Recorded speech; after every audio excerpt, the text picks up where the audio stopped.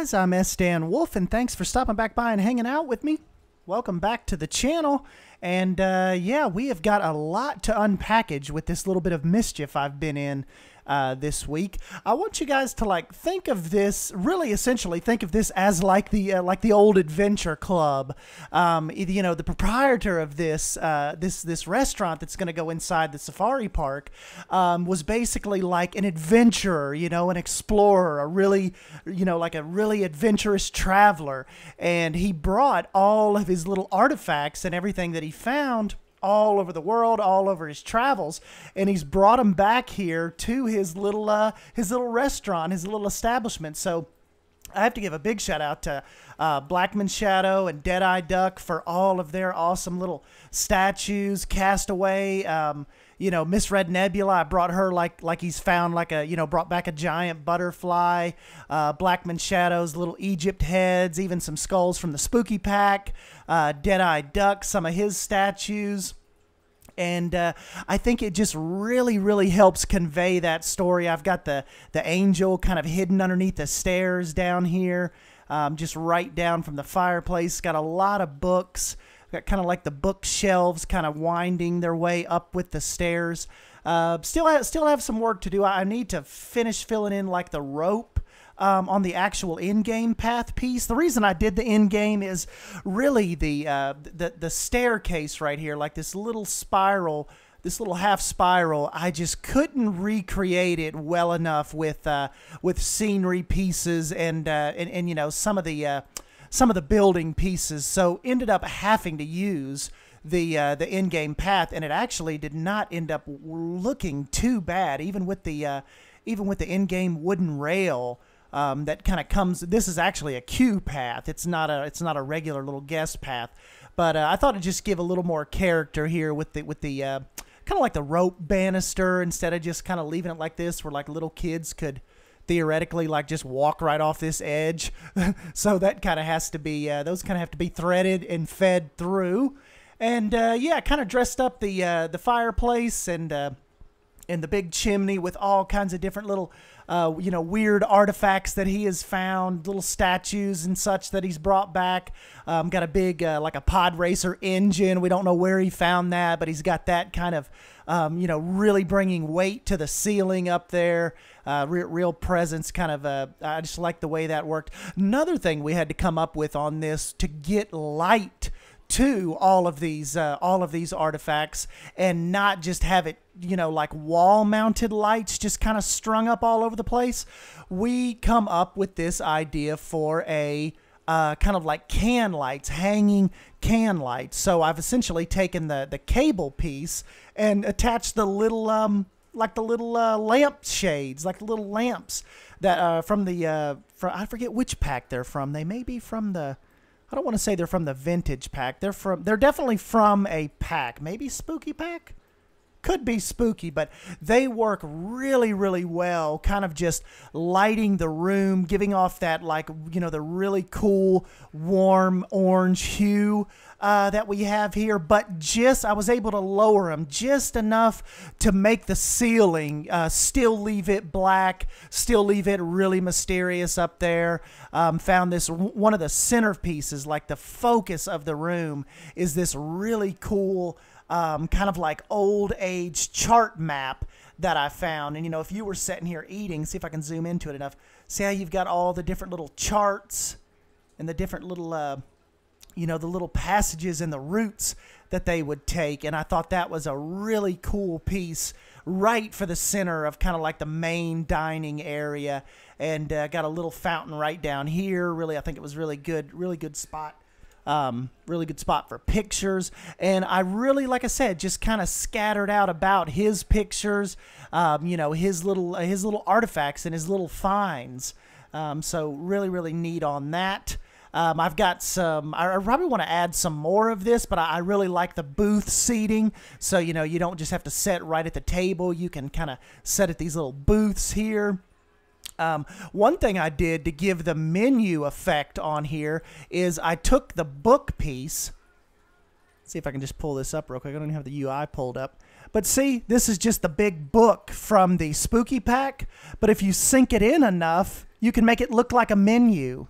So that's kind of what that's kind of what I did. I needed some menus for these tables. So yeah, I thought that worked out really, really cool. The glass effect right here with the T-Rex skull works really cool, but for some reason, I guess just with the lighting, like, see, I have a piece of glass here, but just it's just the way it's I guess just the way the lighting is, it doesn't really give that neat blue hue that it does to really you know, kind of accentuate that glass there. But it's okay as long as you see that from the front.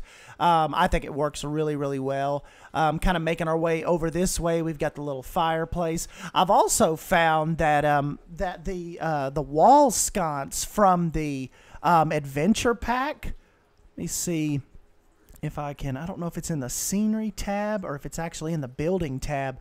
But instead of using the regular, like the regular VFX, like fire, I have found.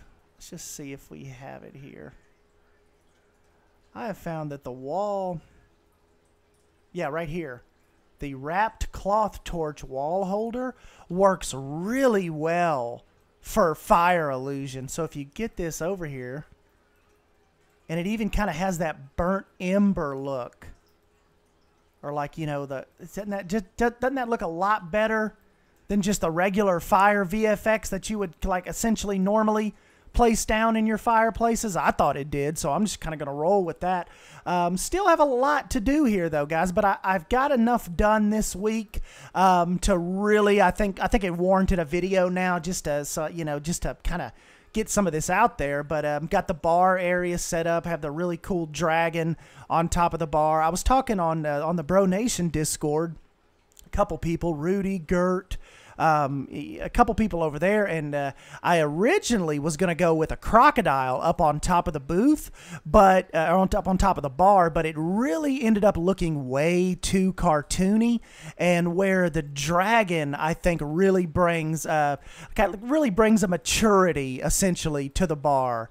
And then, you know, thanks to the theme makers, you know, like Red Mist and all them, I would never be able to capture that real bar vibe without those guys as bottled models here. And yeah, so I was able to put those kind of back there on the shelves and really just you know, kind of just pump up the story of that being the bar area. So when you turn your attention back over this way, I've got to give another shout out to Bro Nation and Gert and those guys in particular for the fish tank decorations. Essentially, we were talking last night about how the fish tank, before these little fence pieces that you guys know I love, these World Fair fence pieces, weren't on there, and you know, N7, you know, Mike was saying that, you know, that would be an absolute nightmare on the managers and the serving staff, because you got to figure all the little kids and stuff that would be in here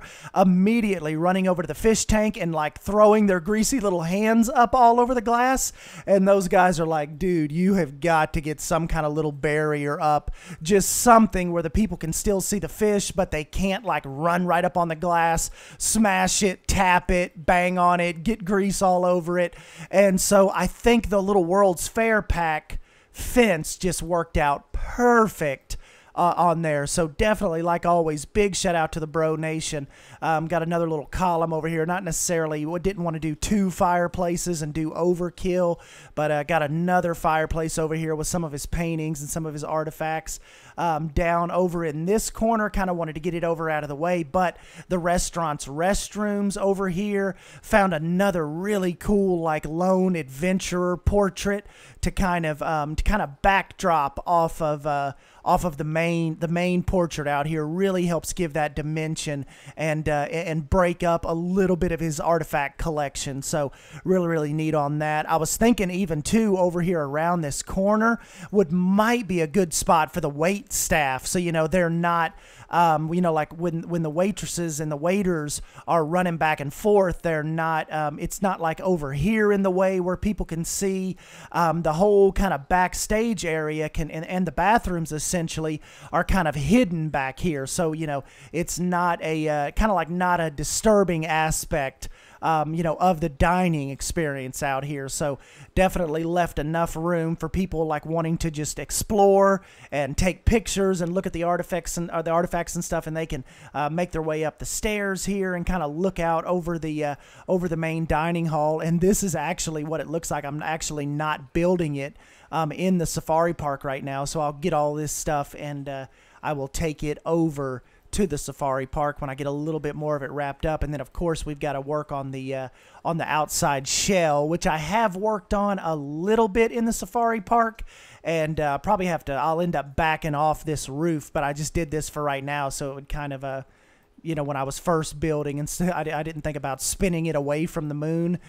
So that roof is not going to look like that when it's done. But yeah, so I just kind of wanted to jump in and show you guys and let you, give me your thoughts on this whole area and this whole build. And it's basically, it come from a need of the safari park needing a premier sit-down restaurant. It's going to be way in the back of the park, back by the chairlift station. So this will, I think this will be a very fitting addition to the safari park, and something you guys know I am absolutely not known for is my interior. So I gave it the old college try here, so you guys will kind of have to let me know what you end up thinking about this, and what you think about our Explorers restaurant here. And I think it's a lot of clutter, but I think it tells the story so well, and just the imagination and the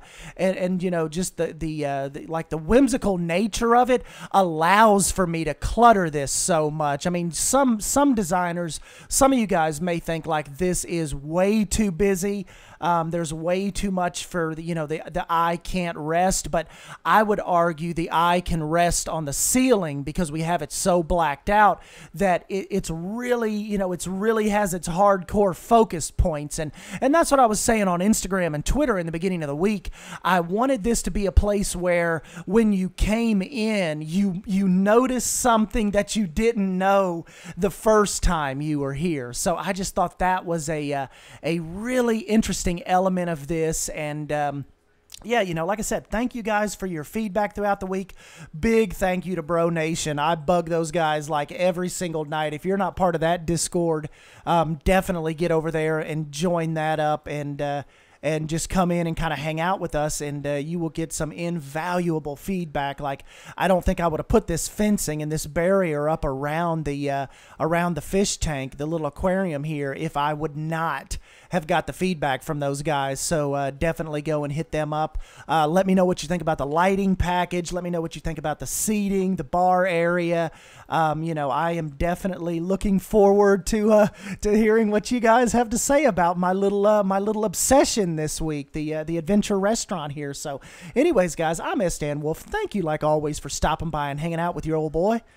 And don't forget to smash that like button if you end up enjoying this video, and subscribe for more Planet Coaster content.